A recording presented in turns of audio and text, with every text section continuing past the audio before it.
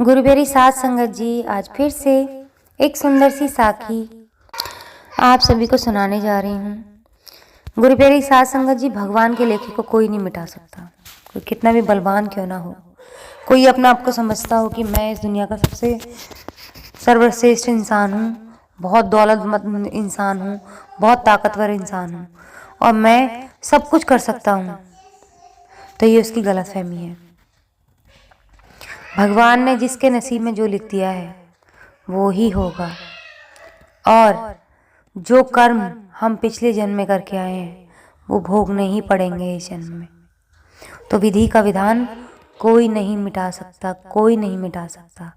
अगर भगवान ने हमारे पिछले जन्मों के कर्म के बदले कोई फल लिखा है इस जन्म में भोगना, तो उसे दुनिया की कोई ताकत नहीं मिटा सकती, चाहे वो अच्छा फल हो अच्छे कर्मों का, चाहे वो बुरा फल हो बुरे कर्मों का।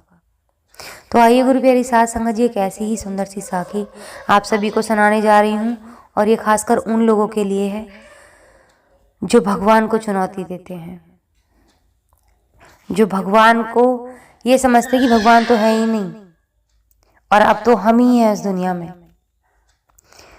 तो उन लोगों के लिए ये करारा जवाब है कि तुम कितनी भी ताकत लगा लेना, भगवान के लेखे को कभी नहीं मिटा सकते, कभी नहीं। ये कहानी है उस समय की जब एक बार भगवान श्री विष्णु गरुड़ पर सवार होकर जा रहे थे कैलाश पर्वत की तरफ। रास्ते में गरुड़ जी ने देखा कि एक ही दरवाजे पर दो बारातें ठहरी थी। मामला उनके समझ में नहीं आया। गुरु प्यारी साध संगत जी, भगवान श्री विष्णु पृथ्वी लोक से होते हुए कैलाश पर्वत की तरफ जा रहे थे। तो गुरु प्यारी साध संगत जी, अब हुआ यूं कि गरुड़ जी पूछ बैठे कि भगवान, ये कैसी अनोखी सी बात है, एक ही कन्या के लिए दो बारात आई हैं, मेरे तो कुछ समझ में नहीं आ रहा, ये तो बड़ा ही अजीब लग रहा है। तो भगवान बोले कि हाँ, एक ही कन्या से विवाह के लिए दो अलग अलग जगह से बारात आई हैं।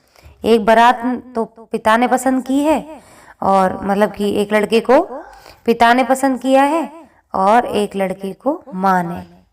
तो दोनों अलग अलग जगह से बारात आई हैं लड़कों के साथ। ये सुनकर गरुड़ जी बोले कि शादी किसके साथ होगी फिर?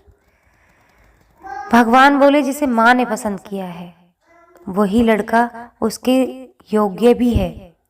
पिता ने जिस लड़के को पसंद किया है वो लड़का इस कन्या के साथ मेल ही नहीं खाता, और ना ही वो उसके भाग्य में लिखा है।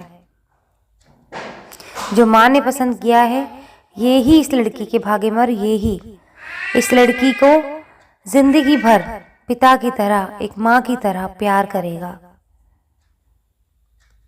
तो गुरु प्यारी साध संगत जी, अब भगवान की बातें सुन के गरुड़ जी थोड़े चुप हो गए कि ये कैसी बात है कि माँ ने जिसको चूज किया उसी के साथ शादी होगी, पिता के चूज किए हुए मतलब सिलेक्ट किए हुए लड़के के साथ में शादी नहीं होगी।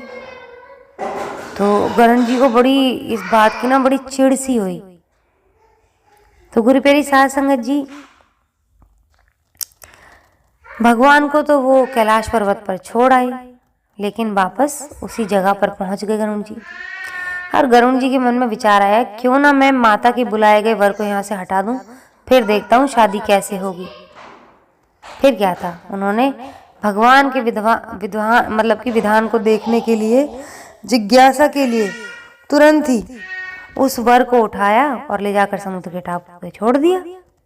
अब ऐसा कर गरुड़ जी थोड़ी देर के लिए ठहरे भी नहीं कि उनके मन में विचार आने लगा कि मैं इस लड़के को यहाँ अकेले समुद्र के टापू पे छोड़ के जा रहा हूँ, न यहाँ खाना है, न पीना है, न रहने की कोई जगह है, ये तो मैं बहुत बड़ा पाप कर रहा हूँ। भगवान के विधान को सिर्फ परखने के लिए मैं इस पाप को अपने माथे पर नहीं ले सकता, तो क्यों ना इसके खाने का इंतजाम किया जाए। तो गुरु प्यारी साध संगत जी वापस गरुड़ जी चले, और जहाँ पर बारात रुकी हुई थी वहाँ उन्होंने जाने का निश्चय किया। अब बीच में ही लड़की की माँ को पता चल गया था कि जिस लड़के को माँ ने चुना है उस लड़के का कोई आता पता नहीं लग रहा, तो उसको लगा कि ज़रूर उसको किसी ने गायब कर दिया है। तो गुरु प्यारी साध संगत जी, माँ ने भी निर्णय लिया कि मैं भी अपनी बेटी की शादी उसी लड़के से करवा के मानूंगी जिसको मैंने चुना है, क्योंकि मुझे उसमें बिल्कुल मेरी बेटी का ही अंश नज़र आता है और वो एक दूसरे के पूरक नज़र आते हैं। दूसरा लड़का तो मुझे साक्षात राक्षस जैसा लगता है जो इसको हमेशा दुखी रखेगा, तो मैं इसके साथ तो कभी भी इसकी शादी नहीं होने दूंगी। और यही सोच के अपनी बेटी को एक फलों के टोकरे में छुपा देती है। बेटी भी उसी लड़के को पसंद करती है जिसको माँ ने चुना था, तो अपनी माँ की बात मानकर एक फलों से भरे टोकरे में, शगन से भरे टोकरे में छुप के बैठ जाती है। तो गुरु प्यारी साध संगत जी, इधर गरुण जी आते हैं और देखते हैं कि एक बड़ा सा टोकरा ले जाके मैं उस लड़के के सामने रख दूंगा ताकि उसका गुजारा हो जाएगा, उसको किसी भी चीज़ की कमी नहीं महसूस होगी। तो वही जो टोकरा था जिसमें लड़की बैठी हुई थी फलों से ढक के, उसी को उठा के गुरुदेव अपने पंजों में दबा के ले जाते।